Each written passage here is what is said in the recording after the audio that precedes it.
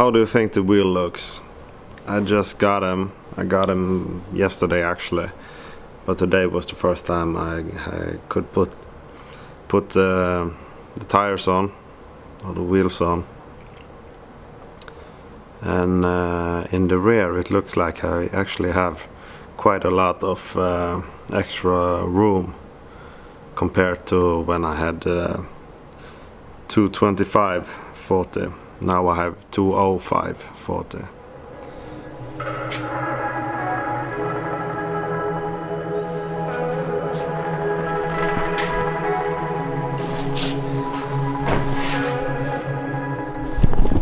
So what I bought is I have Nankang, don't know how it's pronounced in English. Yeah, Nankang AR1 205/40/17, and I have them on the Compomotive tires, and they are 7.5 by 17, and I think they, like now, these tires, these wheels really suits the car a lot more.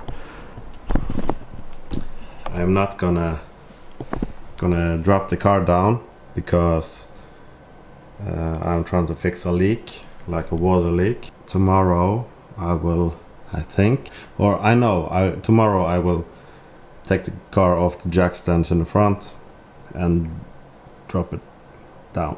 So I'm gonna tell you a bit about today. I haven't done much, but like the one thing I have done, which I got some help from a friend, Matthias. He's like 6 years old, so, and he is the son of Eric. He helped me to bleed the brakes. That's the reason why I lifted the car up in the front.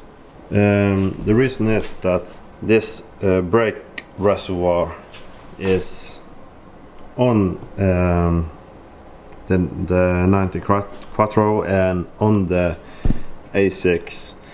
This is staying level, and the rest of the brake booster has some angle to it, so this stays level.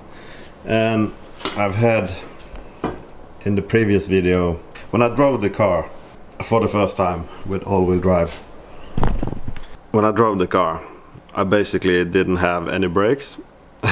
So I think it's because I had still some air in the system, and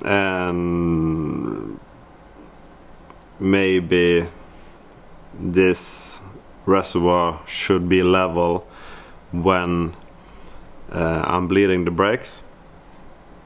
Probably not, but we did it anyway. And yeah, I had a helper this time. So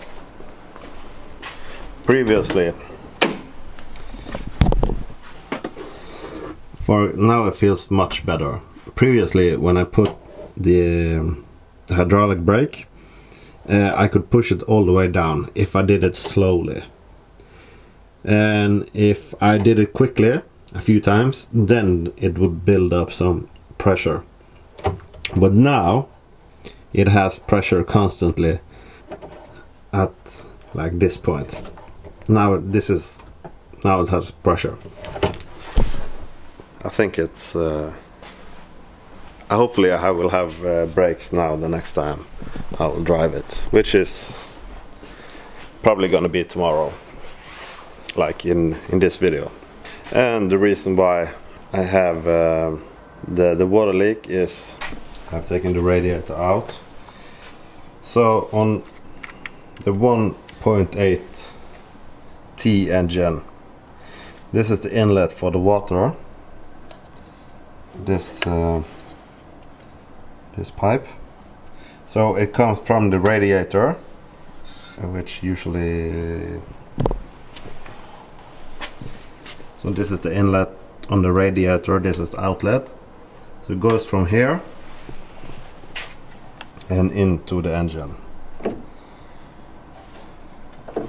And I've had this pipe between the radiator and this is the piece which goes into the engine, and this is the piece that comes from the radiator. And between this silicone piece and this metal piece there have been leaking really a lot of water, as you've seen in previous videos. Also it's been leaking here. So I have not done really a good job at trying to fix this leak previously. I did like a quick fix just to be able to drive the car. Now I have tried to do it more properly. Since this metal piece doesn't have any like flange to it, like for example this piece. I don't know how easy it is to see, but it has an edge to it on the end. So this will grip a lot better, and also the silicone will grip a lot better, and it will prevent the water from leaking. So since this metal piece does not have this, I have welded like all the way around to try to make kind of the same the same principle on the metal piece. And also I've sanded it down, like where about here. This is where the metal piece ends. I've sanded it down more, and I've used a lot of this red stuff, which is like a silicone based thing, which is supposed to handle water and oil and everything. It just needs to work for 24 hours, and it needs to, when this 24 hours is still going, needs to be dry. The last time this was not dry, and also took some tape on top of it just because. Hopefully this will do the trick. Anyway, the next part of this video we will see if the gear shifter is working better, and the clutch and the brakes and the leaking of the water, and maybe I will even change up this silicone piece because I cut it way too high up. Should be, this silicone piece should go down, further down, for this clamp to actually be able to hold on to it. I'm not going to do anything more today. I'm just going to clean some stuff up, and see you in a second.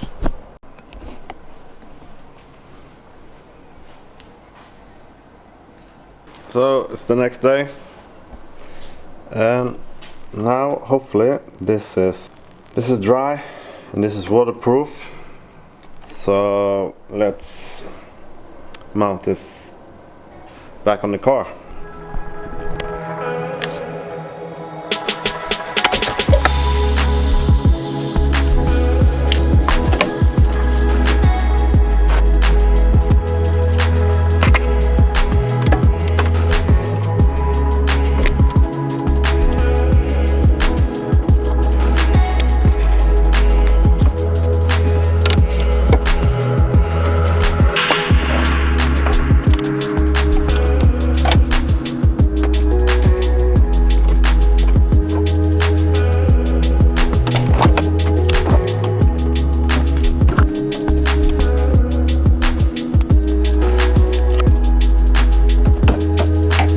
Now everything is mounted up.